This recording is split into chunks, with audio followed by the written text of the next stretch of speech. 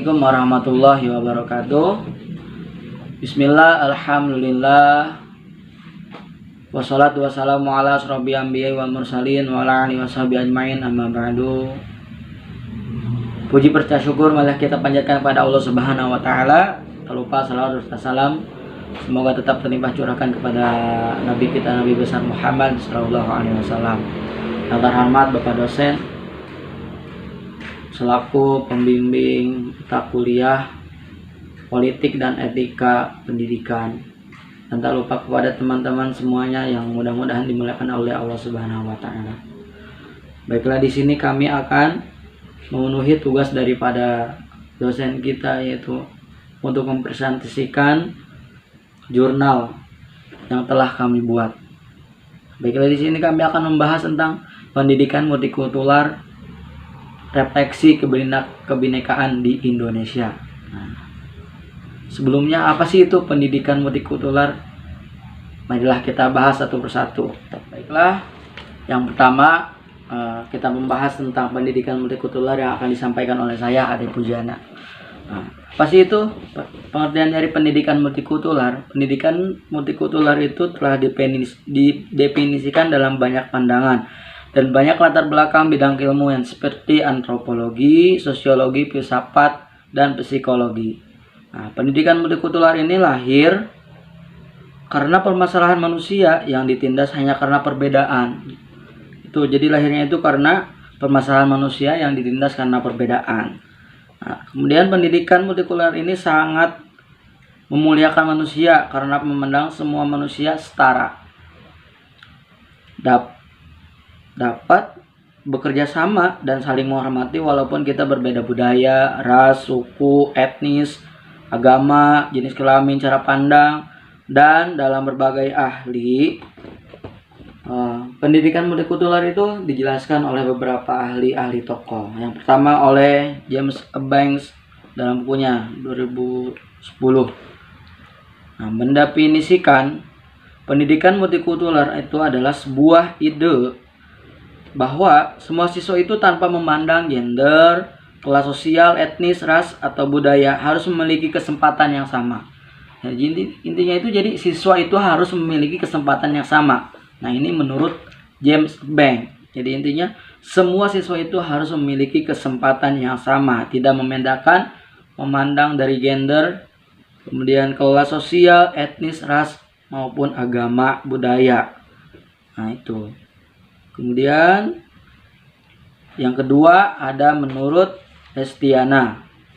Nah, mengatakan bahwa pendidikan multikultural itu adalah merupakan kebijakan dan praktik pendidikan yang berusaha untuk menegaskan pluralisme budaya, perbedaan gender, kemampuan siswa, kelas sosial, ras, seksualitas. Nah, jadi intinya Lestiana itu mengungkapkan bahwa pendidikan multikultural itu kebijakan praktik pendidikan yang berusaha untuk menegaskan pluralisme budaya, perbedaan gender, kemampuan, kelas sosial, ras, seksualitas. Jadi hampir sama dengan James Banks. Nah, dijelaskan juga sekolah membantu siswa untuk berhubungan budaya. Nah, kemudian yang ketiga ada dari Tilar. Nah, pendidikan multikultural itu adalah sebuah ikhtiar untuk mengurangi gesekan-gesekan atau ketegangan-ketegangan yang diakibatkan oleh perbedaan-perbedaan dalam masyarakat. Nah, ini menurut Tilar. Jadi, dia mengungkapkan bahwa pendidikan multikultural itu merupakan sebuah ikhtiar untuk mengurangi gesekan-gesekan atau ketegangan-ketegangan yang diakibatkan oleh perbedaan-perbedaan dalam masyarakat. Nah, jadi pendidikan multikultural merupakan upaya mereproduksi berbagai jenis prasangka sosial yang secara potensial hidup dalam masyarakat pluralisme. Itu dia menurut Tilar, menurut tiga tokoh. Jadi dapat kita simpulkan bahwa pendidikan multikultural itu adalah orang terpelajar sejati sebagai orang yang mengakui kebudayaannya sendiri sebagai salah satu dari banyak kebudayaan yang menggunakan pengetahuannya tentang masyarakat dan kebudayaan lain untuk memahami dirinya sendiri secara lebih baik. Jadi intinya pendidikan multikultural itu berarti kita itu harus jadi manusia itu sama rata. Nah, itu dia daripada pendidikan multikultural. Baiklah, kita lanjutkan untuk pembahasan selanjutnya, yaitu ada dari metode multikultural dalam dunia pendidikan. Nah, metode itu kan kayak cara ya. Nah, dalam implementasinya sebagai sebuah konsep. Nah, jadi multikultural tertentu harus dituangkan ke dalam sistem kurikulum. Nah, kemudian di sini ada beberapa metode multikultural dalam dunia pendidikan. Yang pertama ada metode kontribusi. Nah, metode ini diterapkan dengan mengajak pembelajaran berpartisipasi dalam memahami dan mengapresiasi kultur lain yang berbeda dengan dirinya. Nah, jadi metode ini berarti kita itu mengajak pembelajaran berpartisipasi dalam memahami dan mengapresiasi kultur yang lain, kultur yang berbeda dengan kita dan dengan dirinya. Nah, dalam implementasinya yang lebih praktis, metode ini antara lain adalah diterapkan untuk menyetarakan peserta didik, memilih buku bacaan bersama, dan melakukan aktivitas bersama. Jadi intinya kita itu mengajak pembelajaran berpartisipasi dalam memahami dan mengapresiasikan kultur lain yang berbeda dengan dirinya. Nah, itu metode kontribusi. Kemudian yang kedua ada dari metode pengayaan.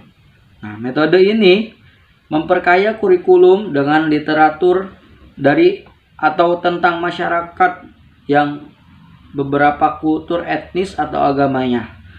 Nah, jadi memperkaya kurikulum dengan literatur dari atau tentang masyarakat yang beberapa kultur etnis dan agamanya. Dan penerapan metode ini misalnya ini ya, dengan mengajak peserta didik itu menilai atau menguji dan kemudian mengapresiasikan cara pandang masyarakat. Nah, tetapi peserta didik tersebut tidak mengubah pengembangannya tersebut tentang hal itu, seperti tata cara ritual ibadah, pernak-pernik dalam ritual ibadah, pernikahan, dan lain-lain. Nah, itu dia. Jadi si peserta didik itu menilai dan menguji dan kemudian mengapresiasikan cara pandang masyarakat, tetapi peserta didik tidak mengubah pengembangannya tentang hal itu. Ya, jadi itu metode pengayaan. Jadi memperkaya kurikulum dengan literatur dari atau tentang masyarakat dari yang beberapa kultur, agama, baik etnis dan agamanya. Nah, itu. Untuk selanjutnya yaitu ada metode transformatif dan yang lain-lainnya akan disampaikan oleh rekan saya, Saudari Paiko. Kepadanya kami persilahkan. Bismillahirrahmanirrahim. Baik, saya akan melanjutkan penjelasan dari rekan saya, yaitu Saudari Ade Pujian. C. Metode transformatif. Metode ini secara fundamental berbeda dengan dua metode sebelumnya. Metode ini dapat mengubah struktur kurikulum dan memberikan peserta didik untuk memahami sejumlah persoalan yang ada di masyarakat. D. Metode pembuatan keputusan dan aksi sosial. Metode ini mengintegrasikan metode transformatif dengan aktivitas nyata di masyarakat, yang pada gilirannya bisa berdampak terjadinya perubahan secara sosial.